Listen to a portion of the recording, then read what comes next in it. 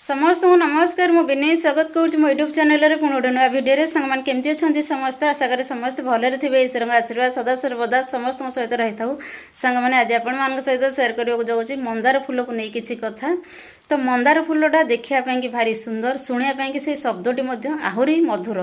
तो ये सुंदरता मधुरता पछरे थिबा किछि भयंकर कथा आज मुझे आपण मान सहित सेयार करुँची। सांग मैंने मुझे जेबे निजे से जिनस अंगे निभे थाए किछि फील करि थाए भल हैला किंबा खराब हैला सब कथा आपण मान सहित सेयार करि आसुची।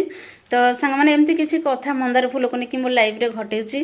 तो यही किछि दिन पूर्व गोटे स्त्री लोक आम घर को आसीथिले मुझे चाउल परिवार जहाँ दबा कथा देदेली से किंतु गलेनी मत जिद करके कहले झील तुम हाथ देखा मुझे ना ना मुझे जिनस हाथ देखेबिनी किंतु से बार बार बाध्य कर हाथ देखी हाथ देखला पर से मत एमती किसी कथा कहले तुम गोटे मंदार फूल माड़ी देच ये कर से कर तुम से तुम लाइफ रे बहुत डिस्टर्बांस होउची।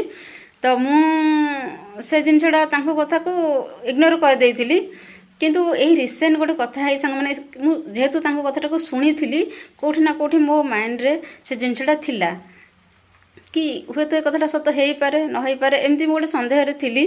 से सन्देहटा ही रिसेंट मोर दूर होला जितेबाला मु किसी मंदार फूल मो जीवा आसवा रास्तार पड़ी मु कुदिली आ कुदिला पर तार जो कार्यकलापटा निजे फिल कली जे मो भितर जो उग्रता आसला जो क्रोधता आसला तो से जिनस को लेकिन जितेबाला मु निजे से जिनस को परवर्ती मुहूर्त भाविली कि नहीं सतरे ये जिनसर कि गोटे पावर अच्छी। तो सांग मैंने जो मैंने तंत्र साधना करती तांत्रिक क्रिया करती से माने मंदार फूल को लेकिन मुख्यतः मंदार फूल से मुख्य अस्त्र से माने धला मंदार हो नाली मंदार हो ये सब को लेकिन तांत्रिक क्रिया करि तांत्रिक प्रक्रिया रे प्रयोग करि। तो सांग मैंने जेबे भी आम लाइफ रे आमे किछि भल काम करिया को थिबो किछि आमे लाइफ रे टिके भल से खुशी रे हस खुशी रे निज लाइफ रे स्मूथली बंचुथिबा सेटा कोन हुए ना आम साही पड़िसा आख पाख साही पड़िसा होंतु आम रिलेटिव्स रे होंतु आमर चिन्हा जाना के होंतु खास करके से मानको देह रे से जिनसटा हजम हुएनी जो लगी से माने हमको आमर क्षयक्षति करने चेष्टा करती। आउ किसी लोक तो एमती था भीतर किसी शत्रुता है से गुप्तरे शत्रु को साधिवाई से तांत्रिक शक्तिर प्रयोग करते तांत्रिक सहायता नहीं था।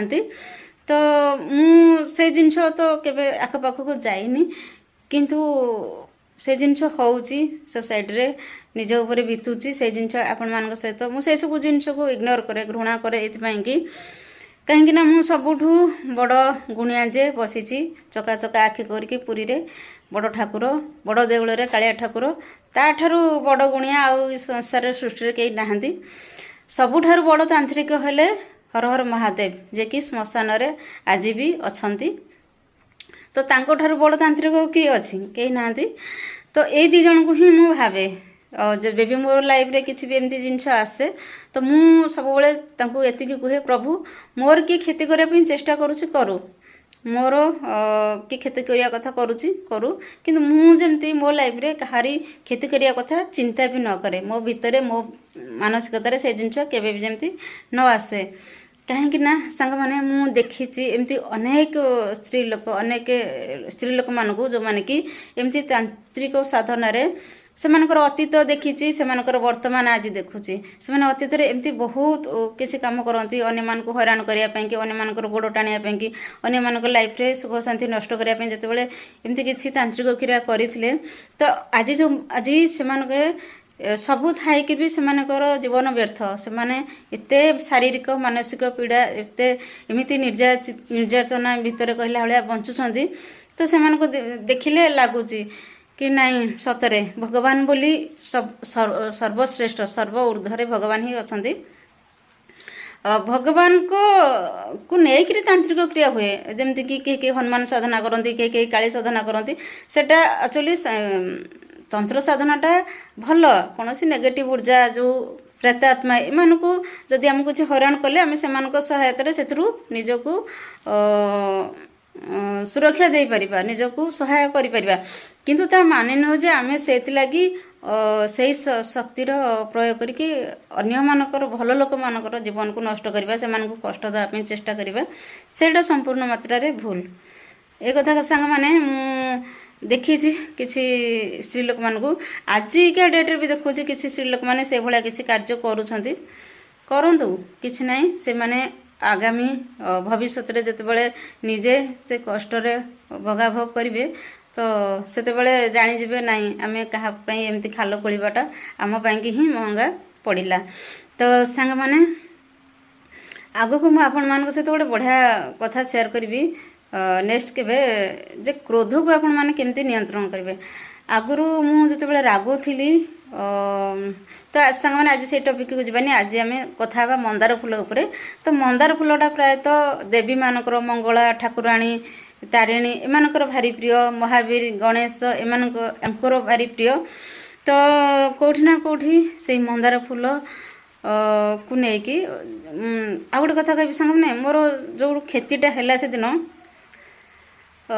ମୁଁ ଜାଣିଲି ମୋ ଭିତରେ ରାଗ ଆସିଲା, କିନ୍ତୁ ରାଗ ଭିତରେ ଯେଉଁ ଆସିଲା ସେଟା ମୋର ପାଇଁ ଲସ୍ରେ ମୁଁ ସେଟା ଗଲାନି। କାହିଁକି ନା ମୁଁ ଠିକ ଅଛି, ମୁଁ ସେଇ ରାଗରେ ବହୁତ କିଛି ହାସଲ କରିପାରିଲି। କାହିଁକି ନା ମୋର ଯେଉଁ ଜାଗାକୁ ଗୋଟେ ଇଚ୍ଛା ଥିଲା ଯିବା ପାଇଁକି, ସେଦିନ ଏତେ ଜୋର ରାଗ ଥିଲା ମୋ ଭିତରେ, ସେ ଜାଗାକୁ ଯିବି ବୋଲି ମୁଁ କେବେ ଭାବିନଥିଲି। ସେଇଦିନ ତ ହେଇଗଲା, ମାନେ ଯେଉଁ ଯିବି ନ ଯିବି ଏମିତି ମନରେ ଥିଲା ଦ୍ୱନ୍ଦ୍ୱ, ସେ ଜାଗାକୁ ଗଲି, ମନରେ ବହୁତ ଖୁସି ମିଳିଲା, ବହୁତ ଶାନ୍ତି ଲାଗିଲା। ଯେତେବେଳେ ରାଗ ଆସେ ଏ ଜିନିଷଟା କରିବାକୁ ଥିବ, ବାକି ହେଇପାରୁନଥିବ, ସେ ଜିନିଷ କାମଟା ହେଇଯାଏ, ତ ସେଇ ଜିନିଷଟା ବେଶୀ ଖୁସି ଲାଗେ। ତ ସବୁଠୁ ମେନ୍ କଥା ହେଲା ଆମର ବିଶ୍ୱାସ ଆଉ ଭରସା। ଆମେ ଯଦି ଭଗବାନଙ୍କୁ ବିଶ୍ୱାସ କରିଥିବା, ଭରସା କରିଥିବା, ସେ କେବେ ବି ଆମକୁ ନିରାଶ କରିବେନି। ଆପଣଙ୍କୁ ଯେତେ ତାନ୍ତ୍ରିକ କ୍ରିୟା ପଡ଼ୁ, ତନ୍ତ୍ର ଶକ୍ତି ଅଛି, ଏଇଟା ମୁଁ ମାନୁଛି, ସେ ତାର କାମ କରିବ। କିନ୍ତୁ ସେ ଯେଉଁ ପାୱାର ଉପରେ ଆହୁରି ଗୋଟେ ପାୱାର ଅଛି, ସୁପର ପାୱାର ନା ନାହିଁ, ଆମର କର୍ମ, ଆମର ଧର୍ମ, ଭଗବାନଙ୍କର ଆଶୀର୍ବାଦ। ତ ସିଏ ଯେତେବେଳେ ଆସିବେ, ସେ କୌଣସି ତନ୍ତ୍ର ମନ୍ତ୍ର ଗୁଣି ଗାରେଡ଼ି ସବୁ କିଛି ନଷ୍ଟ ହେଇଯିବ, କିଛି ରହିବନି। ସେତିକି ବିଶ୍ୱାସ, ସେତିକି ଦୃଢ଼ତାର ସହିତ ଆମକୁ ରହିବାର ଅଛି। ତେବେ ଯାଇ ଏକରେ ଯେତେ ବଡ଼ ତନ୍ତ୍ର ସାଧନା ପଡ଼ୁ, ଆପଣଙ୍କୁ ଯେତେ ବଡ଼ ବାଣ ପଡ଼ୁ, ସେଇଟା ଆଜି ଆପଣଙ୍କୁ ଭଗବାନ ଆସିକି ଉଦ୍ଧାର କରିଦେବେ, କିନ୍ତୁ କାଲି ତାଙ୍କ ଉପରେ ଯେତେବେଳେ ପଲଟିକି ସେଇ ଜିନିଷର ପରିଣତି ନିଶ୍ଚିନ୍ତ ଭୋଗ ତାଙ୍କୁ ତ ପଡ଼ିବ ନା। ଯେତେବେଳେ ପଡ଼ିବ ସେତେବେଳେ ଭଗବାନ ତାଙ୍କୁ ଉଦ୍ଧାର କରିବାକୁ କେବେ ବି ଆସିବେନି। ସେମାନେ ସେଇ କଷ୍ଟକୁ ସେତିକି ତଡ଼ପିବେ, ସେଇ ଯନ୍ତ୍ରଣାରେ ସେତିକି କଷ୍ଟଦାୟକ ପୀଡ଼ାକୁ ନିଜେ ହିଁ ଭୋଗାଭୋଗ କରିବେ। ଏଇଟା ନିଶ୍ଚିତ କଥା ସାଙ୍ଗମାନେ। ଆପଣଙ୍କ ଲାଇଫରେ ଯଦି ଏମିତି କିଛି ହେଉଥିବ, ତ ପ୍ରାୟତଃ ଜାଗାରେ ଏଇ ଜିନିଷ ଏବେ ଘଟୁଛି। ଆପଣ ଟିଭି ସିରିଏଲ ଦେଖିବେ, ବ୍ୟକ୍ତିଗତ ଜୀବନରେ ଦେଖିବେ, ସାମାଜିକ କ୍ଷେତ୍ରରେ ଏଇ ଜିନିଷଟା ପ୍ରାୟତଃ ହେଉଛି। ତାନ୍ତ୍ରିକ କ୍ରିୟା ସାଧନା ଯେଉଁ କରୁଛନ୍ତି କିଛି କିଛି ଲୋକମାନେ, ଏମିତି ସବୁ କାର୍ଯ୍ୟ ହେଉଛି। ତ ସବୁ ଜାଗାରେ ବାସ୍ ଆମକୁ ଟିକେ ସତର୍କ ରହିବାର ଅଛି, ସଜାଗ ରହିବାର ଅଛି, ନିଜର ଚିନ୍ତା ଚେତନାକୁ ଠିକ ବାଟରେ ଲଗେଇବାର ଅଛି, ଭଗବାନଙ୍କ ଉପରେ ମୁଖ୍ୟତଃ ବିଶ୍ୱାସ ଭରସା କରିବାର ଅଛି, ଆଉ ନିଜ କର୍ମ ଉପରେ ଫୋକସ ଦେବାର ଅଛି।